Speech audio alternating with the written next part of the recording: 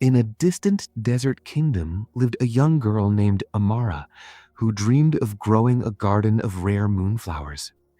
These flowers, said to bloom only under a full moon, shone like silver lanterns in the darkness. No one had ever managed to grow them in the harsh desert, where heat cracked the ground and water was precious. But Amara believed that even the desert could learn to hold life if she cared for it patiently. In the same village lived Rashid, a noble youth gifted with an extraordinary talent for plants. He could coax sprouts from dry seeds with almost no effort.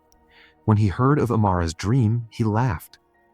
"Little desert girl," he said, "I will grow moonflowers before you even fetch your first bucket of water." The villagers agreed. Rashid had talent, while Amara had only an old clay pot and a stubborn determination. Rashid immediately planted dozens of seeds, and within days his garden erupted with bright green shoots. The villagers praised him as he boasted that he would finish long before Amara. Meanwhile, Amara planted a single seed. Every dawn, she walked to a distant well and carried back one small handful of water. She poured it gently over her patch of sand and whispered, "Grow when you are ready." The next day she brought another handful and another the day after. Nothing impressive, nothing dramatic. Just one quiet act repeated every morning. At first, Amara's garden looked like nothing. Rashid's plot was thriving, and he was celebrated every time he showed off his rapidly growing plants. But as the weeks passed, Rashid grew lazy. Some days he forgot to water his seedlings. Other days he said, "I'll take care of it tomorrow." Under the harsh desert sun, his sprouts withered quickly, and by the time he paid attention again, most of them had turned brittle and brown. Amara, however, never missed a day. Even when sandstorms stung her face, even when her arms trembled from carrying heavy jars of water, even when people teased her for tending to a garden of dust, she continued.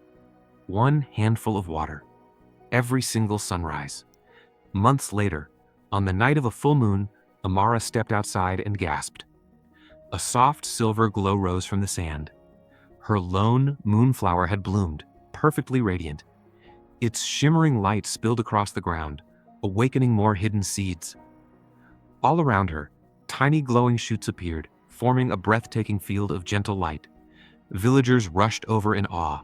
Rashid, humbled, whispered, "Your seed listened to your devotion, and mine listened to my excuses." From that night on, travelers came from afar to see the Garden of Silent Winds, a place that proved greatness does not come from bursts of talent, but from the quiet strength of steady effort.